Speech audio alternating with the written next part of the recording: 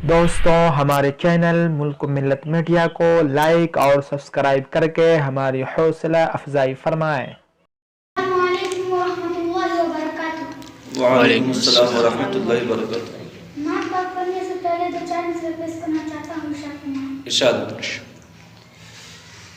लहद में रोशनी के वास्ते सामान लाया हूँ। लहद में रोशनी के वास्ते सामान लाया हूँ। लहद में रोशनी के वास्ते सामान लाया हूँ। मैं अपने दिल के अंदर आयते कुरान लाया हूँ। सुभान अल्लाह, सुभान अल्लाह।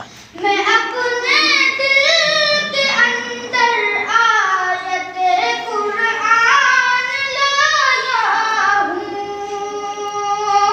लहद में रोशनी के वास्ते सामान लाया हूँ।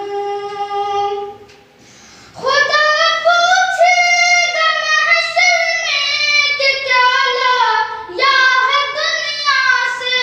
खुदा पूछेगा महशर में कि क्या लाया है दुनिया से। मैं कह दूंगा तेरे महबूब पर ईमान लाया। सुभान अल्लाह, सुभान अल्लाह, माशाअल्लाह।